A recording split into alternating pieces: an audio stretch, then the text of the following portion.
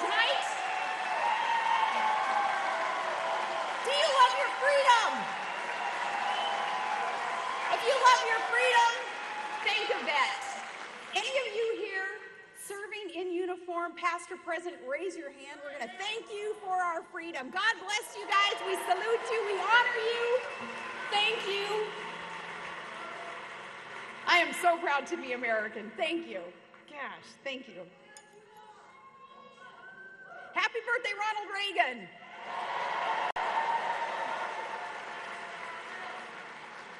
Well, a special hello to the C-SPAN viewers. You may not be welcome in those healthcare negotiations, but you have an invitation to the Tea Party.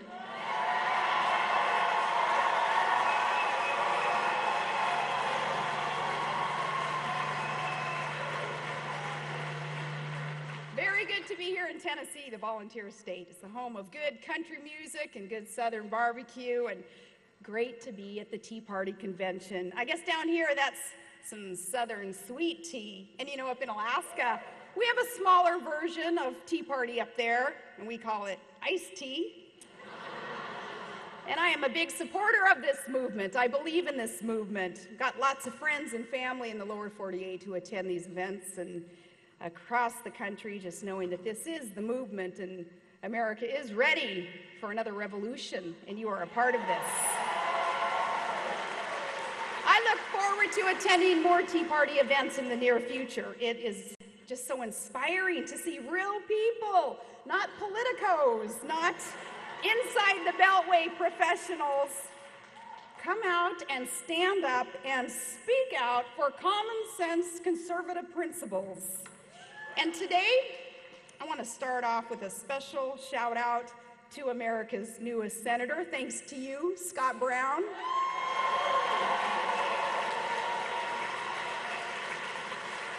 Now, in many ways, Scott Brown represents what this beautiful movement is all about. You know, he was just a guy with a truck and a passion to serve our country. He looked around and he saw that things weren't quite right in Washington. So he stood up and he decided that he was going to do his part to put our government back on the side of the people. And it took guts and it took a lot of hard work. But with grassroots support, Scott Brown carried the day. And it has been so interesting now to watch the aftermath of the Massachusetts Chowder Revolution. The White House blames the candidate, their candidate, and Nancy Pelosi, she blamed the Senate Democrats, and Rahm Emanuel, he criticized a pollster. And yet again, President Obama found some way to make this all about George Bush.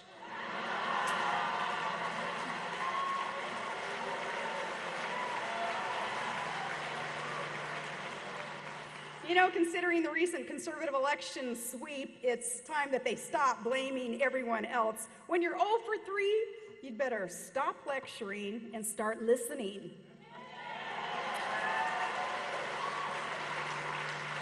The only place that the left hasn't placed the blame is on their agenda. So, some advice for our friends on that side of the aisle. That's where you gotta look, because that's what got you into this mess. The Obama-Pelosi-Reid agenda, it's going to leave us less secure, more in debt, and more under the thumb of big government. And that is out of touch, and it's out of date. And if Scott Brown is any indication, it's running out of time.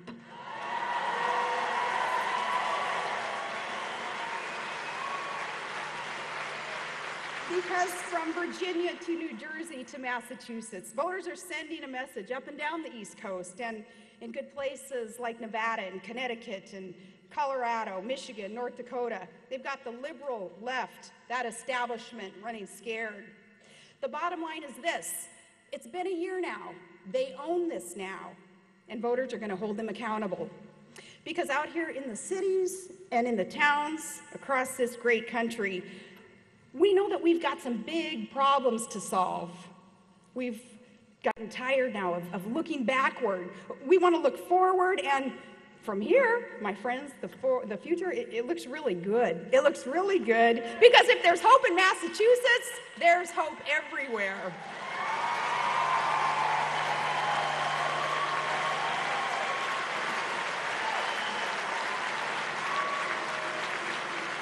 Brown's victory, it's exciting, and it's a sign of more good things to come. A lot of great common sense conservative candidates, they're going to put it all on the line in 2010. This year, there are going to be some tough primaries, and I think that's good. Competition in these primaries is good. Competition makes us work harder and be more efficient and produce more. And I hope you'll get out there and work hard for the candidates who reflect your values, your priorities, because despite what the pundits want you to think, contested primaries aren't civil war. They're democracy at work, and that's beautiful.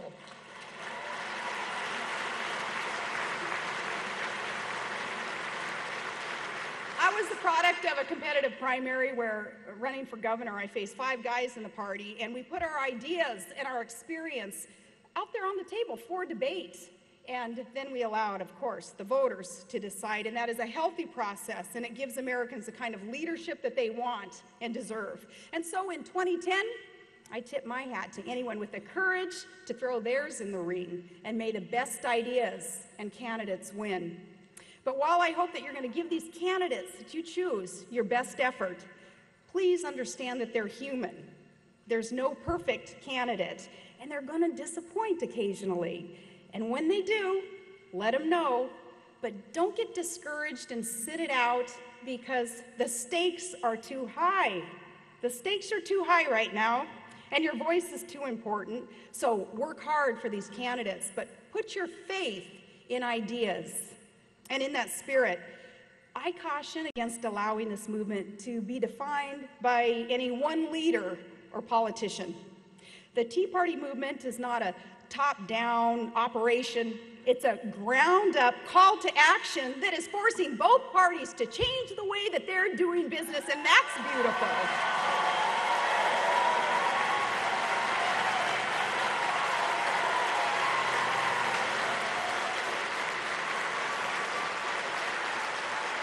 This is about the people. This is about the people, and it's bigger than any king or queen of a Tea Party, and it's a lot bigger than any charismatic guy with a teleprompter.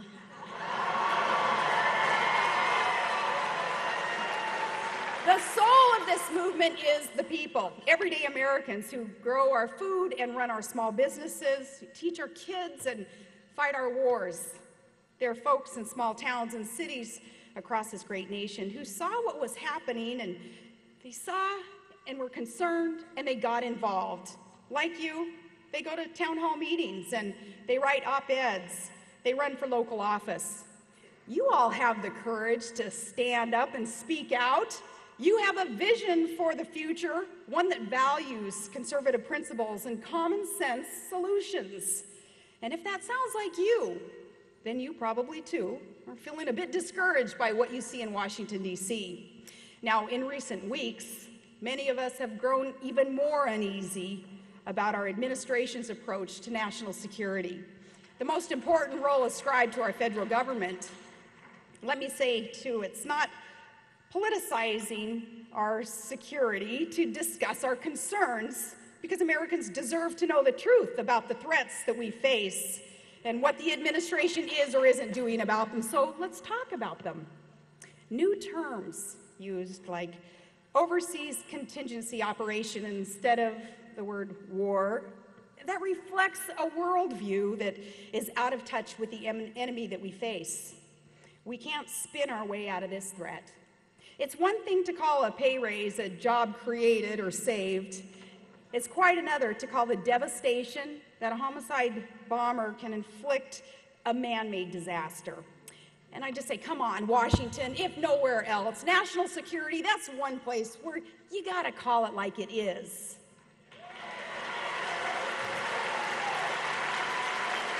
And in that spirit, we should acknowledge that on Christmas Day, the system did not work. Abdul Muttalib passed through airport security with a bomb, and he boarded a flight hell-bent on killing innocent passengers. This terrorist trained in Yemen with Al-Qaeda. His American visa was not revoked until after he tried to kill hundreds of passengers. On Christmas Day, the only thing that stopped this terrorist is blind luck and brave passengers. Really, it was a Christmas miracle, and that is not the way that the system is supposed to work.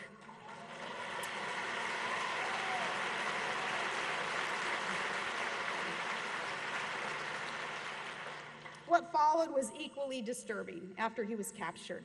He was questioned for only 50 minutes. We had a choice in how to do this. The choice was only question him for 50 minutes and then read his Miranda rights. The administration says then there are no downsides or upsides to treating terrorists like civilian criminal defendants. But a lot of us would beg to differ. For example, there are questions we would have liked this foreign terrorist to answer before he lawyered up and invoked our U.S. constitutional right to remain silent.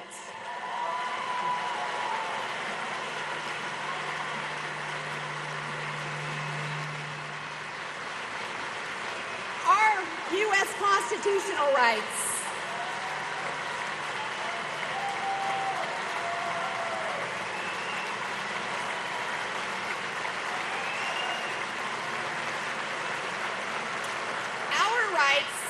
That you, sir, fought and were willing to die for to protect in our Constitution. The rights that my son, as an infantryman in the United States Army, is willing to die for. The protections provided, thanks to you, sir, we're going to bestow them on a terrorist who hates our Constitution and tries to destroy our Constitution and our country. This makes no sense because we have a choice and how we're going to deal with the terrorists. We don't have to go down that road. There are questions that we would have liked answered before he lawyered up, like, where exactly were you trained and by whom? You're bragging about all these other terrorists just like you. Who are they? When and where will they try to strike next? The events surrounding the Christmas Day plot reflect the kind of thinking that led to September 11th. The threat then, as the USS Cole was attacked, our embassies were attacked, it was treated like an international crime spree, not like an act of war. We're seeing that mindset again settle into Washington. That scares me for my children, for your children. Treating this like a mere law enforcement matter places our country at grave risk, because that's not how radical Islamic extremists are looking at this. They know we're at war, and to win that war, we need a commander-in-chief, not a professor of law standing at the lectern.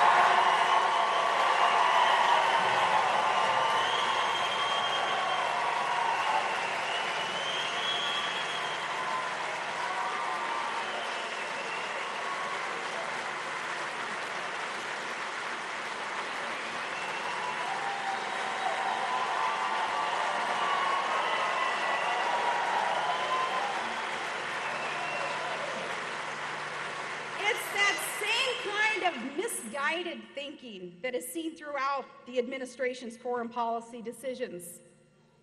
Our president spent a year reaching out to hostile regimes, writing personal letters to dangerous dictators, and apologizing for America. And what do we have to show for that? Here's what we have to show. North Korea tested nuclear weapons and longer-range ballistic missiles. Israel, a friend and a critical ally, now question the strength of our support. Plans for a missile defense system in Europe, they've been scrapped. Relations with China and Russia are no better. And relations with Japan, that key Asian ally, they're in the worst shape in years. And around the world, people who are seeking freedom from oppressive regimes wonder if Alaska is still that beacon of hope for their cause. The administration cut support for democracy programs, and where the president has not been clear, I ask, where is his clear and where is his strong voice of support for the Iranians who are risking all in their opposition to Ahmadinejad?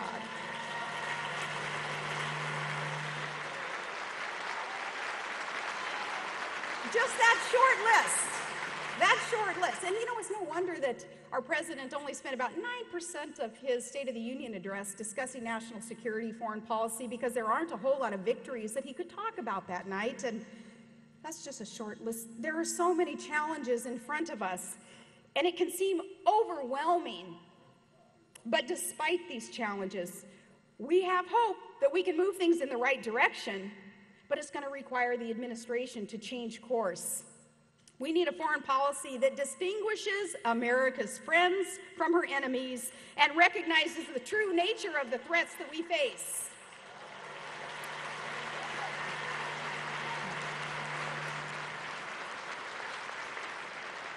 We need a strong national defense.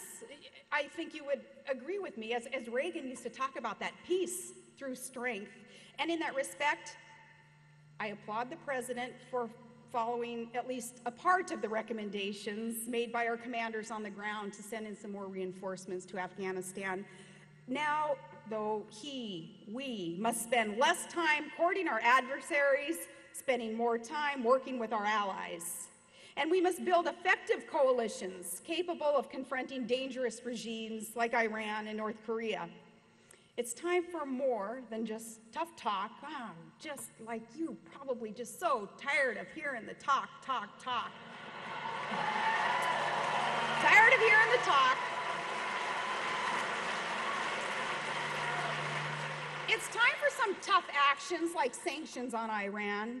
And in places in the world where people are struggling and oppressed and they're fighting for freedom, America must stand with them. We need a clear foreign policy that stands with the people and for democracy, one that reflects both our values and our interests, and it is in our best interests, because democracies, they don't go to war with each other. They can settle their differences peacefully. The lesson of the last year is this: foreign policy can't be managed through the politics of personality. And our president would do well to take note of an observation John F. Kennedy had made once he was in office, that all of the world's problems aren't his predecessor's fault.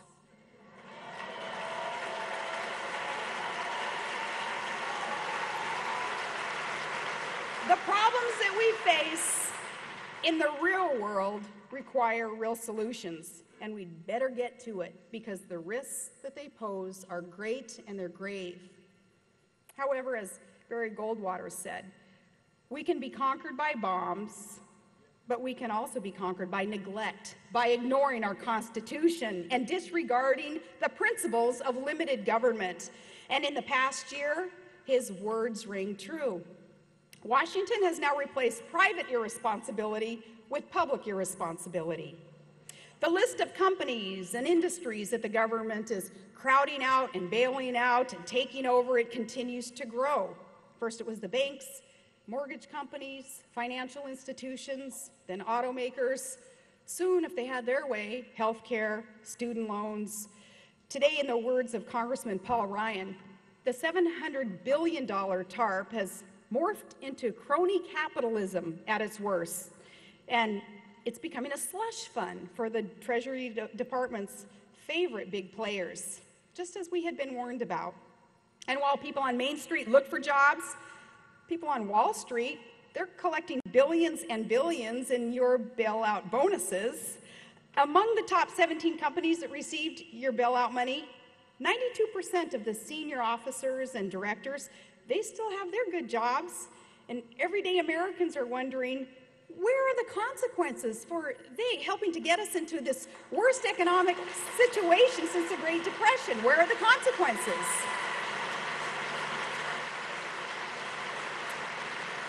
When Washington passed a $787 billion stimulus bill, we were nervous because they just spent $700 billion to bail out Wall Street.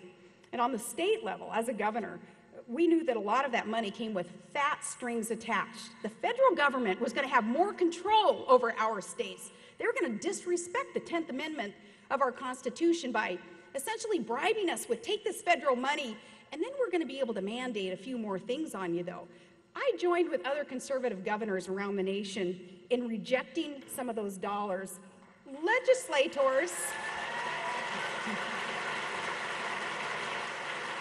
turned out to be, though, nothing to applaud because legislators then were threatening lawsuits if governors didn't take the money, and I vetoed some of the funds that I knew we couldn't maintain the programs that we were going to pay for with these borrowed, printed up, invented dollars out of nowhere. But lawsuits were threatened. Even in Alaska, in a Republican-controlled legislature, my veto was overridden, and the money poured into those states, and I believe we will see this play out in our states. The federal government will have taken more control over the people who live in our states. Now, I understand wanting to believe that this is all free money, and for some, I guess it's tough to tell people no in tough times. Plus, remember our administration promised that it would be good stewards of taxpayer dollars. Remember Vice President Biden? He was put in charge of a tough, unprecedented oversight effort. That's how it was introduced. You know why? Because nobody messes with Joe. Now,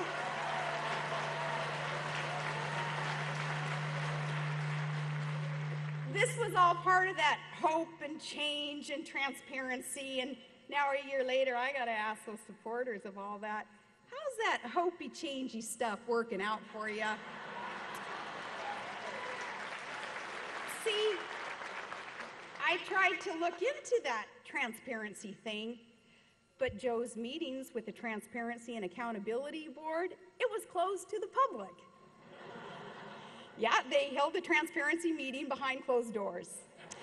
So, not sure if anybody's messing with Joe, but here is what I do know. A lot of that stimulus cash, it ended up in some pretty odd places, including districts that didn't even exist, and programs that really don't have a whole lot to do with stimulating the economy. Nearly $6 million was given to a Democrat pollster who had already made millions during the Democrats' presidential primary. Nearly $10 million was spent to update the stimulus website. And one state even spent $1 million to put up signs that advertised that they were spending the federal stimulus projects, or as someone put it, this was $1 million effort using your money to tell you it's spending your money. And it didn't create a single job. These uses of stimulus funds don't sound targeted and they don't sound timely as we were promised. They just sound wasteful. And in the case of those signs, kind of ridiculous. All of that stimulus. I don't know about you, but seeing those checks written for some of these pet projects of congressmen and those in the White House, did you feel very stimulated? And then it turns out that Washington got the price tag wrong. All of these projects and programs, they cost tens and tens of billions of dollars more than we were told. It's now closer to $860 billion. Add this to the fact that the White House can't even tell us how many jobs were actually created. Depending on who you ask, it's anywhere from thousands to 2 million.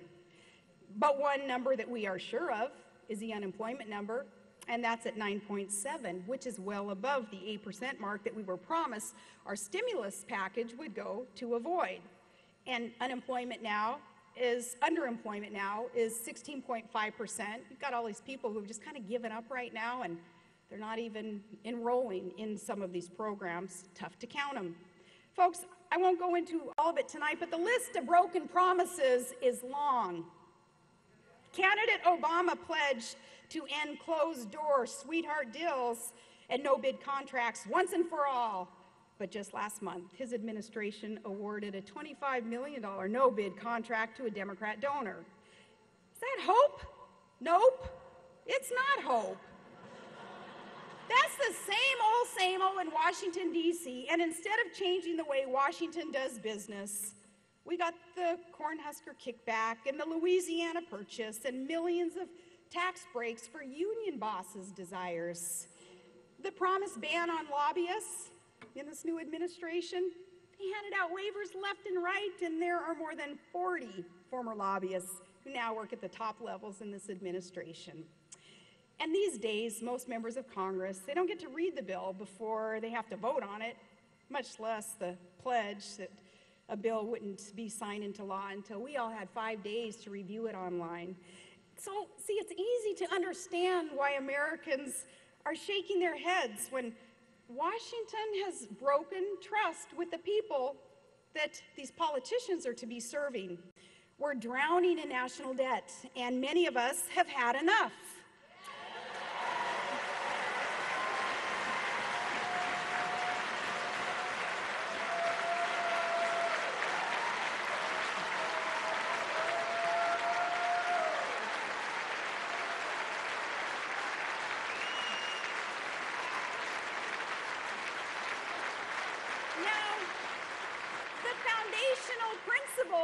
In all of this, it's easy to understand. It really is, even though I think DC would just love for us to believe that this is all way over our heads. Somebody in Tennessee, somebody up there in Alaska, she'll never understand what we're talking about here in DC. No, this is all pretty simple stuff.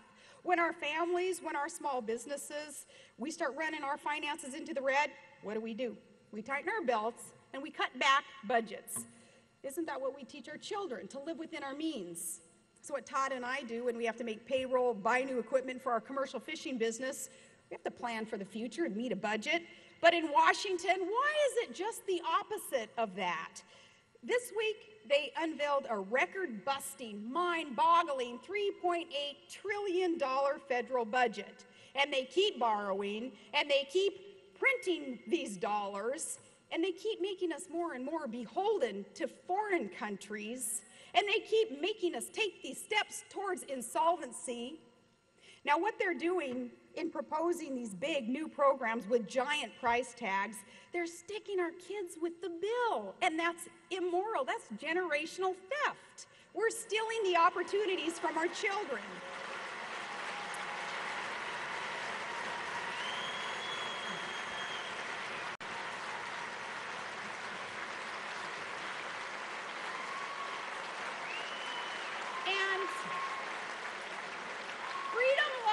Around this country need to be aware that all of this makes us more beholden to other countries. It makes us less secure. It makes us less free, and that should tick us off.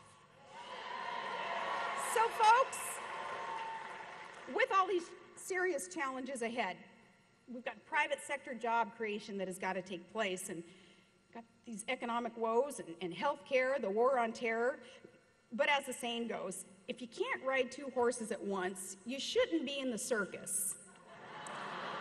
So here's some advice for those in DC who want to shine in the greatest show on earth. Too often when big government and big business get together and cronyism sets in, well, it benefits insiders, not everyday Americans. The administration and Congress should do what we did up there in Alaska when the good old boys started making backroom deals that were benefiting big oil and not the citizens of the state. And the citizens of the state, then, Alaskans, we got together and we put government back on the side of the people. And a lot of the bigwigs, they started getting in trouble, and some of the bigwigs ended up going to jail over their backroom deals.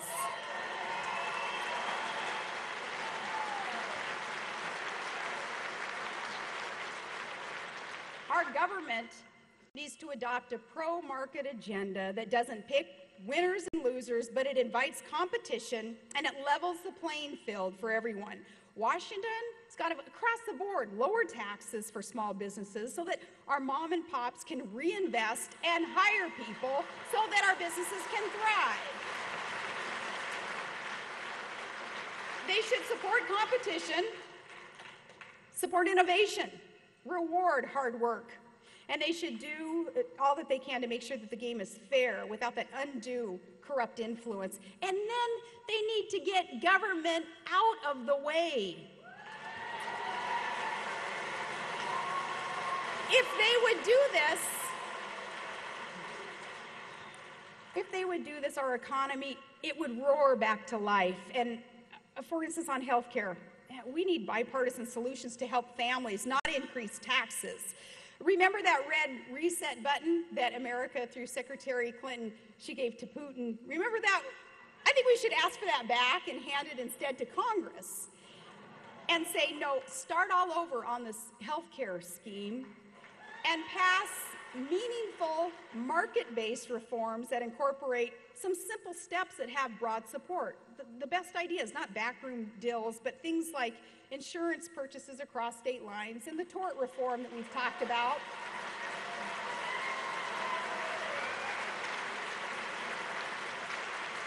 Those things that are common sense steps towards reform that the White House and leaders on the Democrat side of the aisle in Congress, they don't want to consider. So it makes you wonder, what truly is their motivation? What is their intention if they won't even consider these common sense, broad-based support ideas that would work? And to create jobs, Washington should jumpstart energy projects. I said it during the campaign, and I'll say it now. We need an all-of-the-above approach to energy policy. That means proven, conventional resource development and support for nuclear power, and I was thankful that the President at least mentioned nuclear power in a State of the Union. But again, we need more than words. We need a plan to turn that goal into a reality. And that way, we can pave the way for projects that will create jobs. Those are real job creators, and deliver carbon-free energy. And while we're at it, let's expedite the regulatory and permitting and legal processes for on and offshore drilling. Instead of paying billions of dollars, hundreds of billions of dollars that now are being sent to foreign regimes, we should be drilling here and drilling now instead of relying on them to develop their resources for us.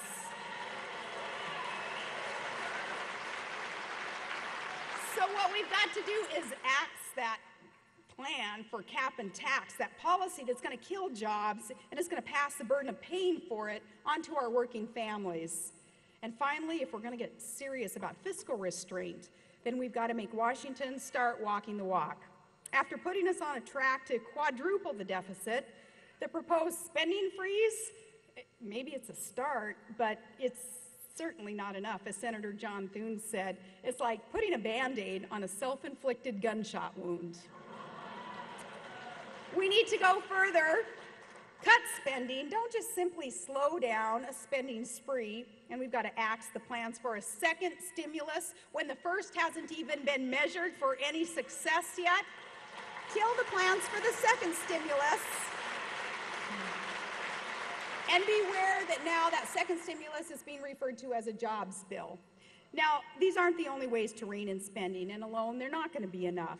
Not enough to tackle the insane debt and the deficits that we face, but they are a good way to start and to show that we're serious about getting our financial house in order. Now, like a lot of you perhaps, I have spent the last year thinking about how to best serve. How can I help our country? How can I make sure that that we're in a position of nobody being able to succeed when they try to tell us to sit down and shut up? How can we best serve? In 2008, I had the honor, really of a lifetime, running alongside John McCain. I look at him as an American hero. And nearly 60 million Americans voted for us. They cast their ballot for the things that we are talking about tonight: lower taxes, smaller government, transparency, energy independence, and strong national security. And while, no, our votes did not carry the day, it was still a call to serve our country. Those voters wanted us to keep on fighting and take the gloves off. And they wanted common sense conservative solutions. And they wanted us to keep on debating. And each of us who is here today, we're living proof that you don't need an office or a title to make a difference. And you don't need a proclaimed leader, as if we're all just a bunch of sheep and we're looking for a leader to progress this movement.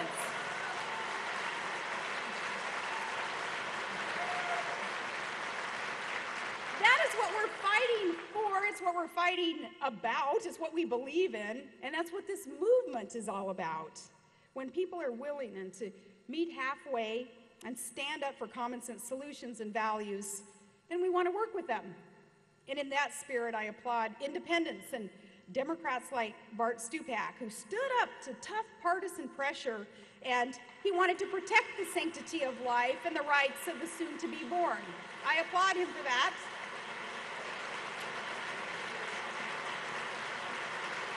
When we can work together, we will.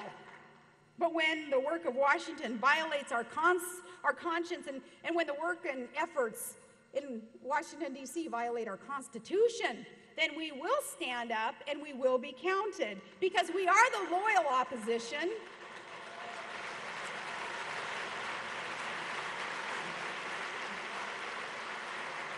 And we have a vision for the future of our country too, and it is a vision anchored in time-tested truths.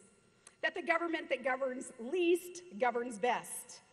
And that the Constitution provides the best roadmap towards a more perfect union.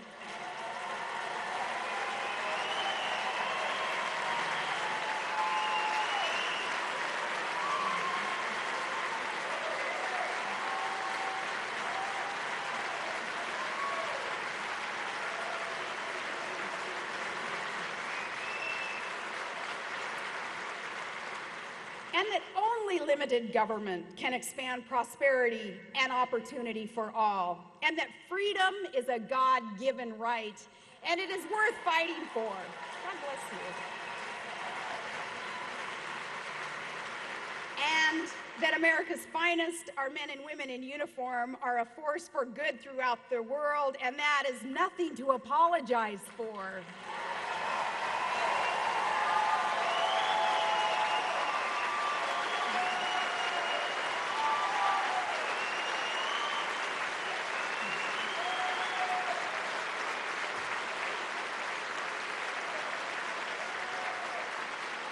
These are enduring truths, and these enduring truths have been passed down from Washington to Lincoln to Reagan and now to you. But while this movement, our roots, they are in our spirit too, they are historic. The current form of this movement is fresh, and it's young, and it's fragile. We are now the keepers of an honorable tradition of conservative values and good works. And we must never forget that it is a sacred trust to carry these ideas forward. It demands civility, and it requires decent, constructive, issue-oriented debate. Opponents of this message, they're seeking to marginalize this movement. They want to paint us as ideologically extreme and the counterpoint to liberal intolerance and some outrageous conspiracy theorists aimed at our own government, and unethical, shameless tactics like considering a candidate's children fair game. But unlike the elitists who denounce this movement, they just don't want to hear the message. I've traveled across this great country, and I've talked to the patriotic men and women who make up the Tea Party movement, and they are good and kind and selfless, and they are deeply concerned about our country. And today I ask only this: let's make this movement a tribute to their good example and make it worthy of their hard work and their support. Do not let us have our heads turned from the important work before us, and do not give others an excuse to be able to turn their eyes from this. Let us not get bogged down in the small squabbles. Let us get caught up in the big ideas. To do so would be a fitting tribute to Ronald Reagan, especially tonight, as he would have turned 99. No longer with us, his spirit lives on, and his American dream endures. He knew the best of our country is not all gathered in Washington, D.C. It is here in our communities where families live and children learn, and children with special needs are welcomed in this world and embraced. And thank you for that.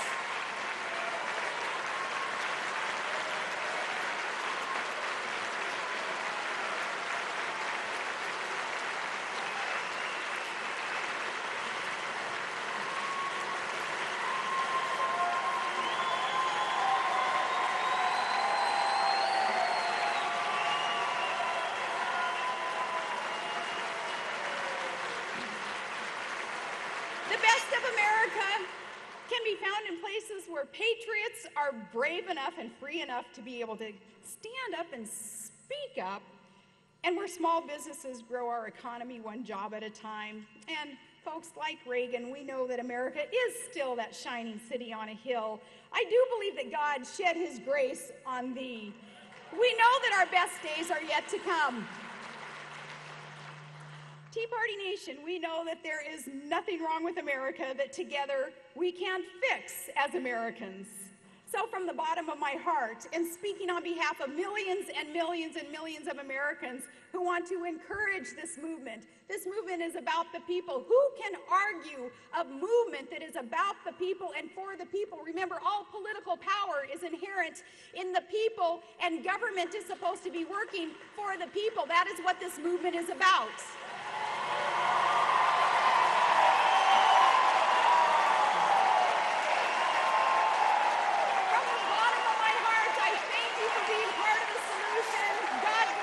Tea Partiers, and God bless the USA. Thank you.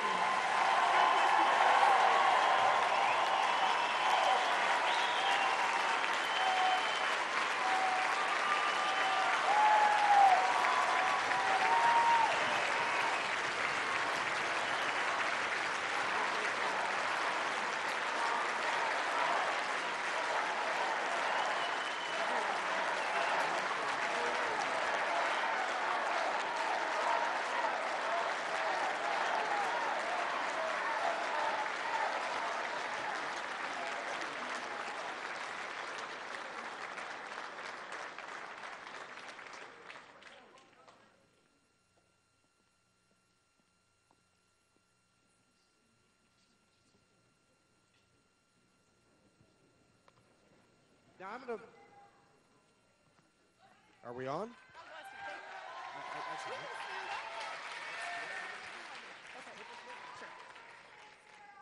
I could be wrong here, but I think y'all like her.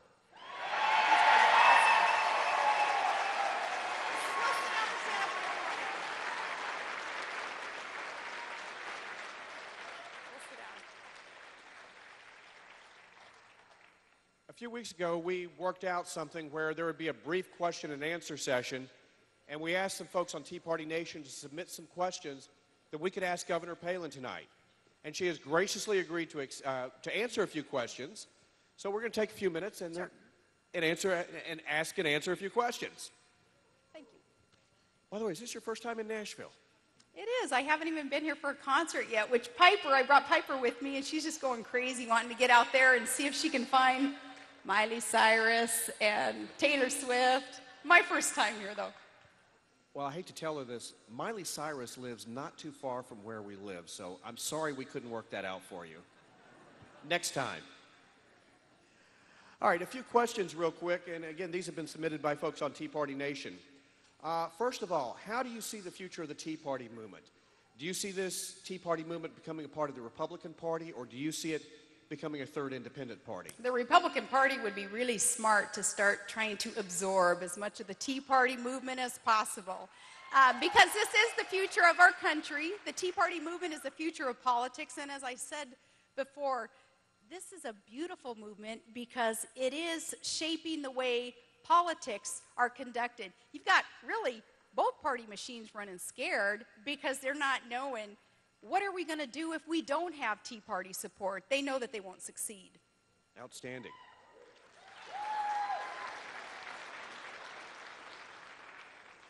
At the convention here, we have at least 3 people I know who are running for Congress.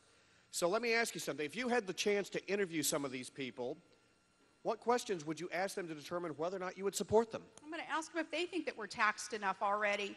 And if they say yes, I'm going to say, well, what are you going to do about it? Because really, we don't want to just hear the talk. We want to know that they've walked the walk, either via a record that perhaps they can prove to us in other elected office that they've had. But I want to encourage people who don't have any elected office experience, not some kind of fat elite resume in their back pocket. I want the fresh folks to come out and run for office and start changing the world via these local, state, and national offices. But if they feel that they've been taxed enough already, and that they make us a commitment that they're going to do something about it, and if they just believe in that constitutional limited government that the federal government has got to start abiding by, A lot of the things that perhaps, the details, the things on the periphery that perhaps I wouldn't agree with every single aspect of their agenda that they would like to implement. If they've got the basics down, I think it would be wise for us to be supportive.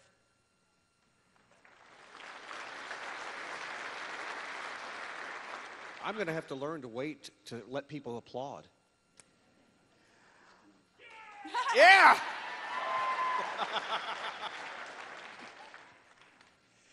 It goes without saying, the end game for the Tea Party movement for 2010 is a conservative House and a conservative Senate, or as I had the chance to tell some people earlier today, next year at this time we need to see the title former Speaker Nancy Pelosi and former Senator Harry Reid.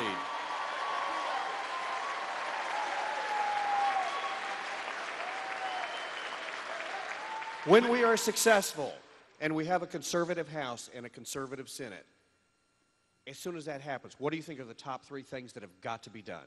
We've got to rein in the spending, obviously, and not, raise these extremely high budgets and then say, okay, we're going to freeze a couple programs here. That doesn't do us any good, really. We've got to start reining in the spending.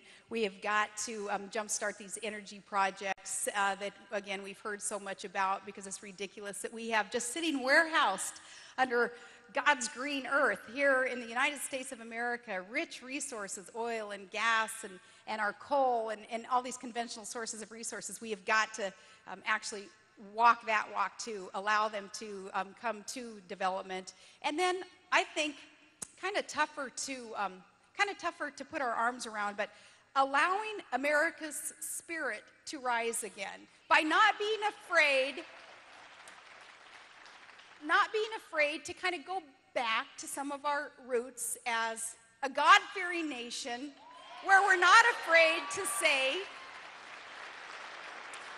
especially in times of potential trouble in the future here, we're not afraid to say, we don't have all the answers as fallible men and women, so it would be wise of us to start seeking some divine intervention again in this country so that we can be safe and secure and prosperous again.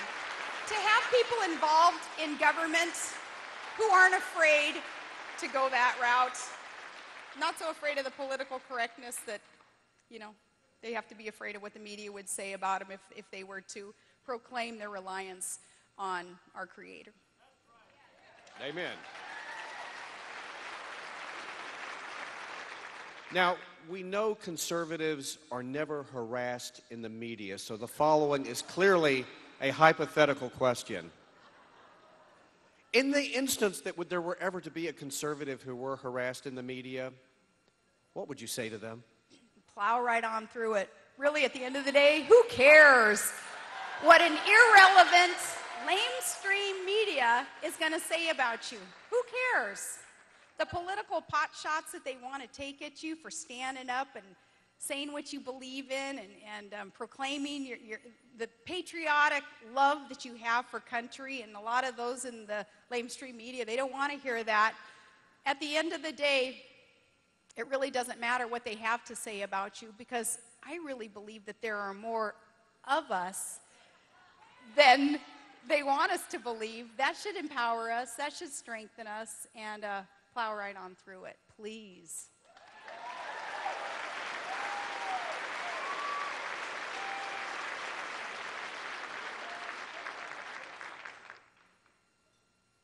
We've mentioned today is Ronald Reagan's, or would have been his 99th birthday, the 99th anniversary of his birth. And one of the amazing things Ronald Reagan did when he was in the White House, he created this great majority that was based not on Republicans and Democrats, but he had a conservative majority in Congress. What do you think we can do to get conservative Democrats, conservative libertarians, conservative independents on board with the Tea Party movement so that in 2011, when a new Congress and a new Senate is sworn in, it's conservative? Hey, they're already peeking in. It's pretty cool to see some of the Blue Dog Democrats peeking under the tent, and finding out, what is this movement all about? And holy geez, I'm scared if I'm not a part of this. And the nice thing about the Tea Party movement, it's not just a bunch of hardcore registered Republican.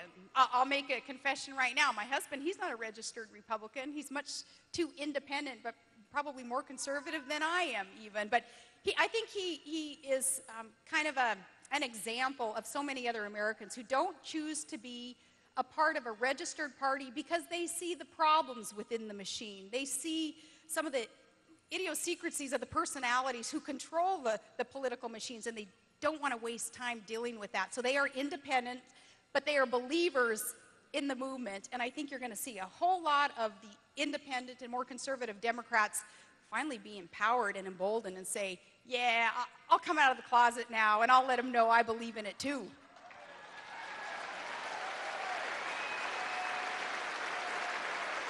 Now, as I talk about Todd explaining that he's not a registered Republican, I guess I need to apologize to the Republican Party, because some people have said, you're a pretty weak Republican spokesperson then if you can't even get your own husband to convert, but he's much too independent. Don't feel bad. My wife left the Republican Party too. We hear about the Obama plan. What's the Palin plan? The Palin plan is quite simple, and I kind of get a kick out of it. I think it probably drives some of the elitists crazy that I don't get angry about it. I get a kick out of it when they say that I am too simple-minded and too plain-spoken. But my plan is quite simple, and that is to support those who understand the foundation of our country when it comes to the economy. It is free market principles that reward hard work and personal responsibility. And when it comes to national security, as I ratchet down the message on national security, it's easy to just kind of sum it up by repeating Ronald Reagan when he talked about the Cold War, and we can apply this now to our war on terrorism. You know, bottom line, we win, they lose. We do all that we can to win.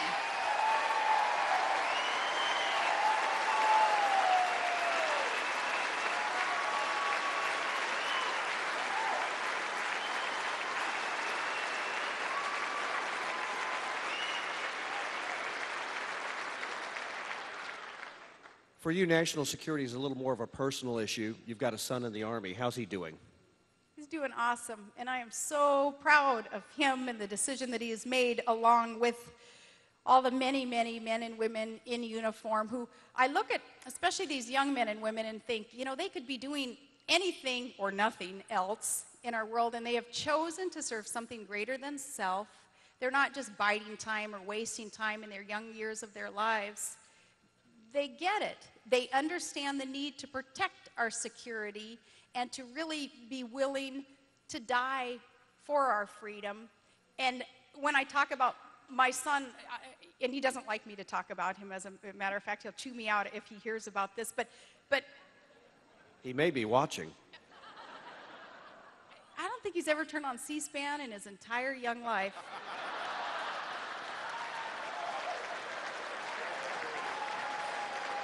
But I'm proud of him and the decision that he has made, because again, they're serving something greater than self. But as my son would tell me, he says, don't pick me out, Mom, to thank me.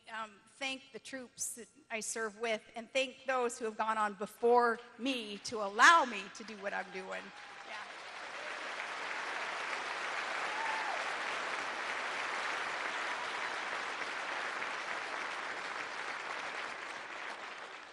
2010 is an amazing year because it's an election year. We're rolling through the primaries. We just got through Illinois. I'm not even sure what's coming up next.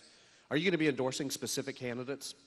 I will, and I will be attending as many events for these candidates as possible. I'll probably tick off some people as I get involved even in a few of the primaries, but I do want to encourage these contested, competitive primaries. Truly, this is how we're going to find the cream of the crop to rise to be able to face a challenger in the general. Let's not be afraid of contested primaries. I'm going to assist in some of those, but I'll get out there and campaign, and if not in all the races campaigning for specific candidates, I'm going to be campaigning for the message, this common sense conservative message. I can think of two words right now that scare liberals. President Palin.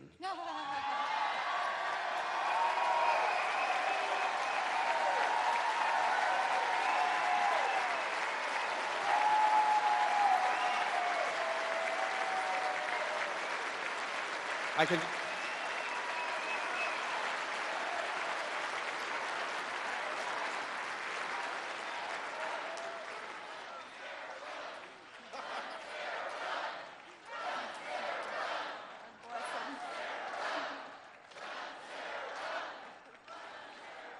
You know, we may not get to finish this.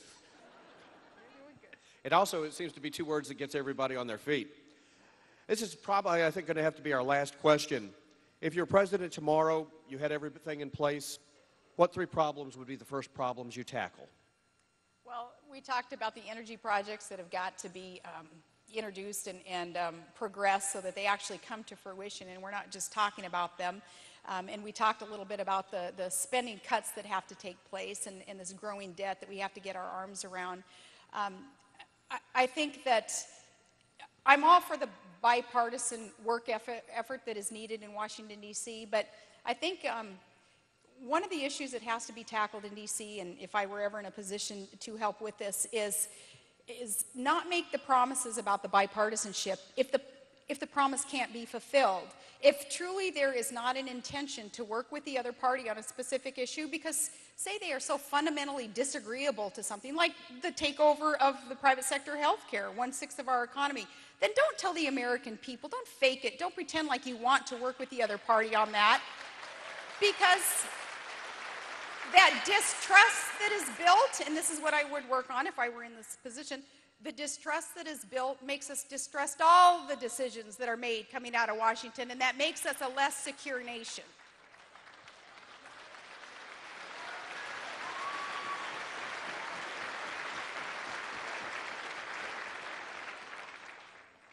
I know the people out there aren't going to like this, but I know you have to go.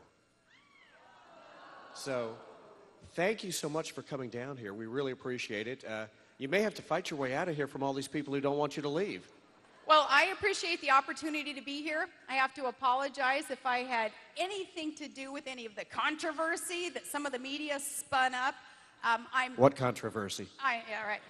I am happy, honored, proud to take any speaking fee that was ever going to be written out for me via a check and turn it right back around and give it to the cause. This isn't about money. It's not about a title. It's not about a leader position here in this movement. It is about the people. I will live, I will die for the people of America, whatever I can do to help. And this party that we call the Tea Party, this movement, as I say, is the future of politics in America, and I am proud to get to be here today. So thank you so much. Thank you.